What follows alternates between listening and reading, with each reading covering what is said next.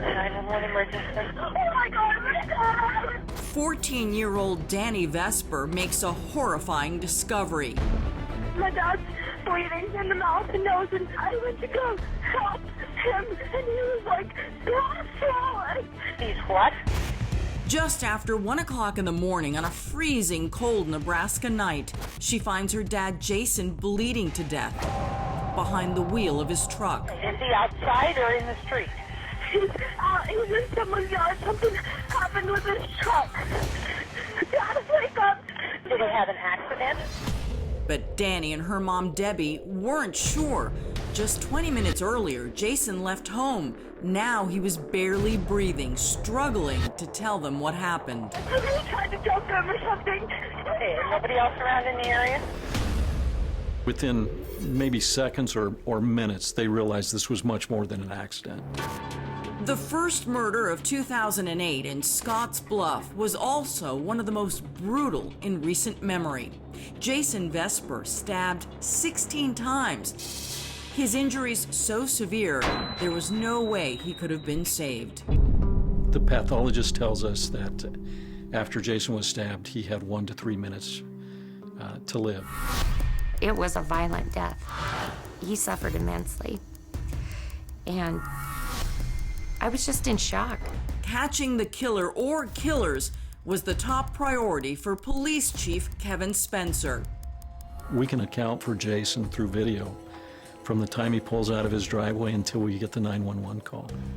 But cops have yet to determine who was behind the wheel of this vehicle. The first time we see this car is when it turns in front of Jason's pickup. This car was following my brother and flashing their lights and flashing their lights and not actually know who he was. When Jason pulled over, the decision cost him his life. That's where Jason is stabbed. Jason was stabbed at one place, but was somehow able to drive away, then plowed into a snowbank. That's where cops found him. At the time, they had no idea he had been stabbed somewhere else. By the time police realized, it was too late. In those 2 days, the sun came out, it warmed up, and the snow started melting. So whatever was there was gone. What might have been there? The police chief thinks possibly the suspect's own blood. I think it's likely that they've injured themselves. There wasn't much for forensics in this case. Cops are only left with the security video. Identifying the suspect's vehicle was not easy. It was well below zero. The wind chill was 18 below. There was frost on the lenses. When the headlight shines on the camera, it just kind of washes the picture, so it's just really bright. Cops have even turned to a professor at Northwestern University for help. He developed this process for us. It didn't exist. As far as I know, nobody had done this before. By analyzing the shape and size of the car's headlights, he came up with a narrow range of vehicles that it has to be. An 85 to 88 Cadillac DeVille or Fleetwood, or an 85 to 90 Oldsmobile 98. Cops searched extensively for more video of those makes and models from the night of Jason's murder. We've watched all of the cameras from the truck stop. We pulled all the in-car video tapes at the time from our patrol cars. We watched all of the tapes that night.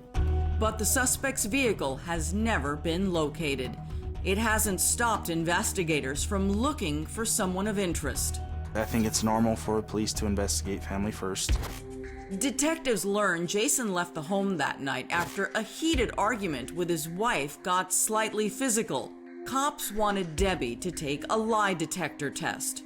We know she didn't do it, so whoever did it is out there getting rid of evidence, possibly leaving town, and yet they're wasting time on the family. But Debbie was eager to take the test and clear her name. Maybe too eager.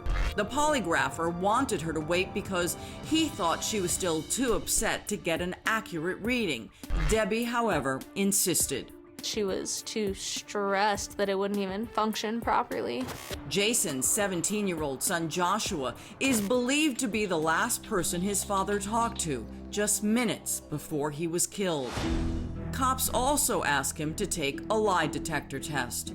I knew obviously I was innocent, so I cooperated with everything they wanted. So as I pulled Police up Chief into my- Kevin Spencer won't reveal the results of those polygraphs, but says right now he does not suspect anyone in Jason's family was involved in his murder. I think this is a random act of violence. I don't know that there would be anybody laying in wait and expect him to leave at that time of night. The chief won't name any names, but says over the last decade, a handful of people have been questioned. Some we've cleared and some we haven't, and we're interested in continuing our conversations with those people. The murder of Jason Vesper is never far from the police chief's mind.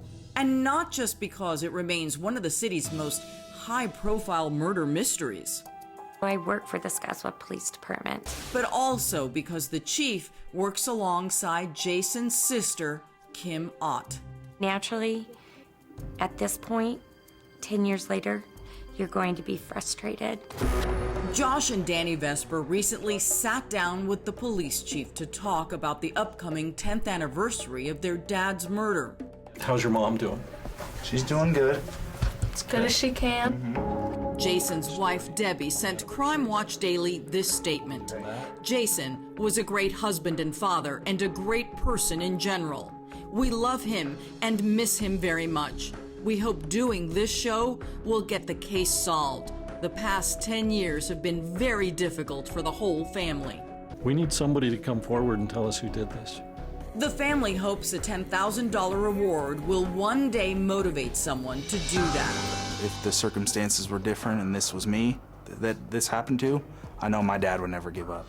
He was such a good guy. Everybody loved him, and he did not deserve to die the way that he died. Police are asking anyone who may have seen Vesper's car or the car following him on the night of the attack to please call the Scottsbluff County Crime Stoppers at 1-308-632-STOP. I'm Chris Hansen. If you like this story, make sure you tune in every day to Crime Watch Daily. You can find where the show airs in your city at crimewatchdaily.com. Watch it live or record it on your DVR and watch it at night. And to all those criminals out there, remember, we are watching.